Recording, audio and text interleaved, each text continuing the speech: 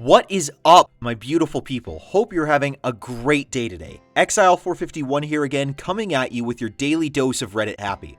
Since there's so many good topics there, we're going to go back to r/AskReddit today for something I think you're going to enjoy. Be sure to hit that like button and subscribe if you enjoy the video. Going to save commentary until the end on this one because it's a little emotional. Now sit back, relax, and let's hear some success stories. A few years ago, about a couple of years after our second child was born, my wife was diagnosed with a disability that would ultimately mean she'd have to give up her work and most of the shared responsibilities at home as well. We were just about getting by on 2 salaries, and I was about to become the sole breadwinner, primary caregiver, and at the worst times, almost like a single parent. It was hell. I was working a full-time job, taking time out for school runs, trying to be a parent for a few hours, then catching up with work again after the kids' bedtimes. A regular day for me became something like 7 a.m. to 3 a.m. the next day. We outgrew our 2-bedroom house quicker than I thought we would, and the housing market and mortgage acceptance criteria was getting out of hand. I had resigned myself to the fact that I probably wouldn't be able to give my eldest what he really should have, the privacy of his own room. We have a boy and a girl. Thanks to our situation, I was sure we were stuck in that house forevermore, and I hated it. I hated myself for not being able to provide something better for my family. Debt rose quickly as I struggled to adjust to the new living situation. I was often having to get things on the credit card instead of the debit card, and it was mounting up. My wife rarely got out of bed. She would leave the house for a doctor's appointment one day and then have to take the next week to recover from the exertion. We got no help as she was assessed and found to be fit to work by our government. They were wrong.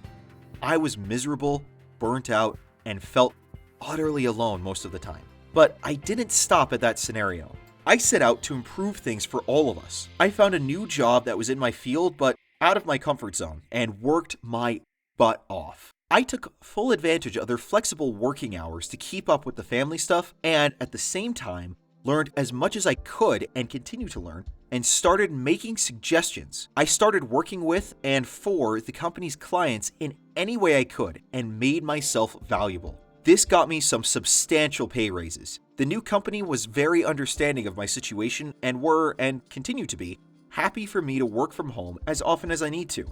And as long as the clients are catered for, I can be as flexible with my hours as I need to be. This was a lifesaver.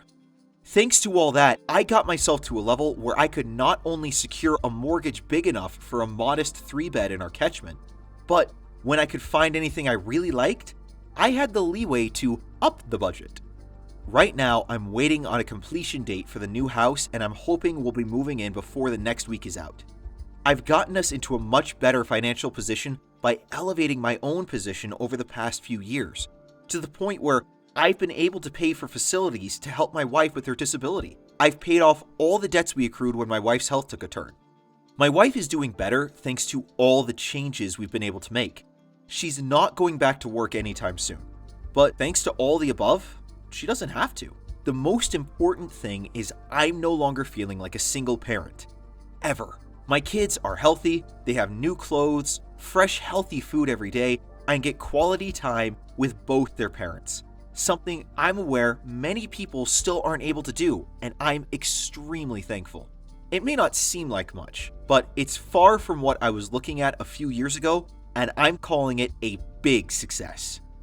When I was 7, I was lying in bed wishing to die. My child-molesting alcoholic dad had just left. My mother had just finished beating the crap out of me, calling me a piece of crap. I asked God to take me away and to please not let me wake up. The next morning, I woke up and was so sad and tired.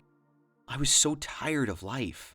29 years later, I am a well-adjusted woman, happy with life. I have a wonderful family, a job I'm passionate about, and great friends.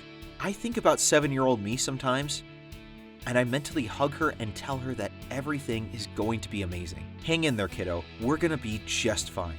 Edit. I want to thank everyone for sharing your stories and for the sweet comments. Hopefully, this can help someone through their own low point.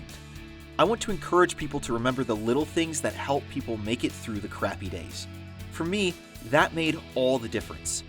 The neighbor who would give my arm a squeeze secretly when my mother was putting me down, the other moms who would call to have me spend the night, the lady at the grocery store who said it's not her fault as my mother was yelling at me. I felt you, I noticed you, I heard you. I was a broke student. My friend came over with 2 beers he bought on his last pennies in the hopes I would have food, or at least nuts, which I did not.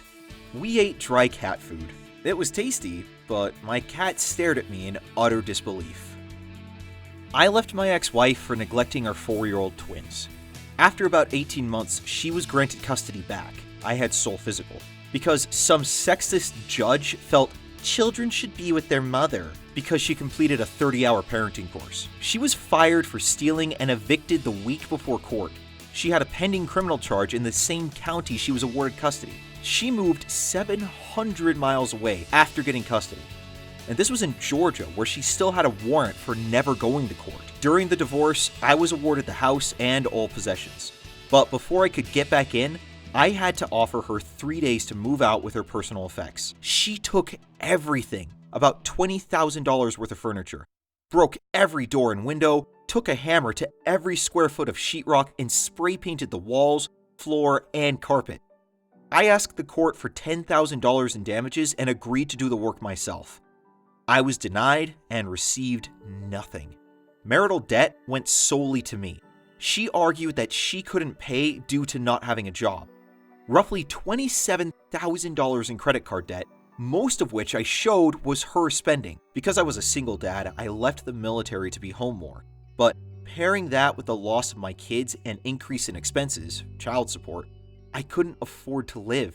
I started drinking heavily and attempted suicide twice, one time resulting in carbon monoxide poisoning.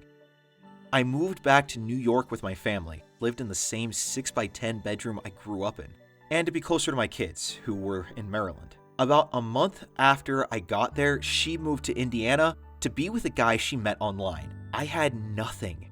Had to file for bankruptcy. I was 27, bankrupt, suffering from serious depression, and making $11 an hour, and living in one of the most expensive places in the country. I saved up and spent my last $400 on argon gas from a welding supply company.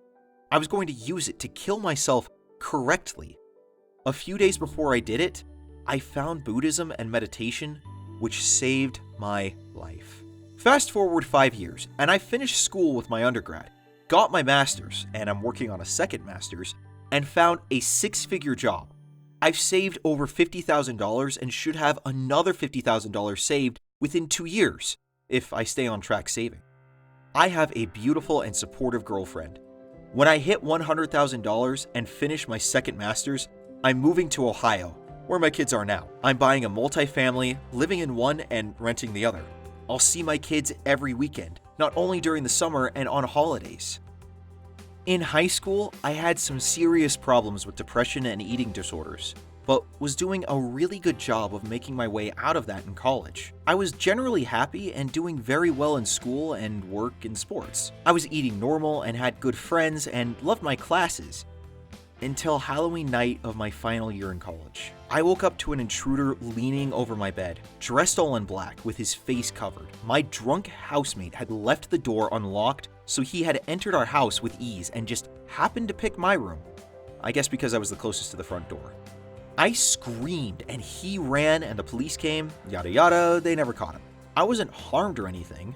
Police think he'd been stalking the house and knew it was full of girls because he didn't even try to go in the house in front of ours, whose door was also unlocked, all boys. I can't say that it's fair to blame anything and everything on that moment, but now, looking back, it was the beginning of an unbelievable spiral. I stopped sleeping and was absolutely terrified at all times of the day and night. I'd fall asleep in class because it was the only time I felt safe enough to rest, I guess. So I started doing poorly in school. I think the stress triggered a lot of stuff, so my disordered eating came back in full swing. I tried therapy, but it didn't help because the lady just kept saying, "I bet that was really scary for you, huh?" Looking back, I started making all these rash decisions, broke up with an awesome boyfriend, started drinking heavily, skipping class, cutting out family members, etc. And it just spiraled to the point that I was drunk and standing on the train platform planning to jump. Luckily, a friend found and stopped me. I ended up graduating, magna cum laude, so I must have figured out the school stuff.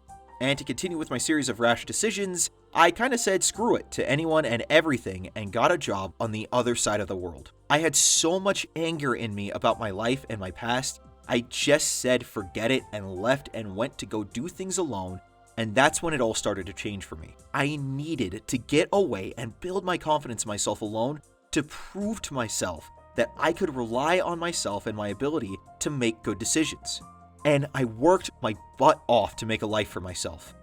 I would screw up and learn to fix it and screw up again and figure it out, and that pattern of learning from failure built my confidence. I learned a lot about how to trust myself and how to be resilient in the face of challenges. I'm back in the US and a high school teacher now. I'm the absolute happiest I've ever been, and I take so much pride in what I do. I love how my job is challenging and how I always have the opportunity to make mistakes, learn from them, and try again a new way next year, or sometimes the very next period. I'm in good mental health and have a wonderful boyfriend and strong, loving friends who support me. I'm still young, but I have a salary job and get a master's in March, so I feel pretty successful for someone my age. I love where I live and I love my routine and I love my students. I really look forward to the future these days. I hope those weren't too depressing for everyone. The whole point of the video is to give examples of people going from absolutely rock bottom lows and changing their lives for the better. Nobody is too far gone to make things better for themselves, and always remember you have a chance so long as you're willing to work for it. Thank you all so much for watching today. I'm truly grateful for all the support the channel has gotten. Subscriber count is constantly on the rise and daily views are going up, and it's all thanks to every one of you beautiful people out there. And it's all thanks to every one of you beautiful people who's helping to get the word out there. If you enjoyed the video, please be sure to like it and subscribe, since that really helps out a new channel like this. Also, feel free to comment and share this on social media. I'll see you all tomorrow. Until then, I'm Exile451. Stay beautiful, people.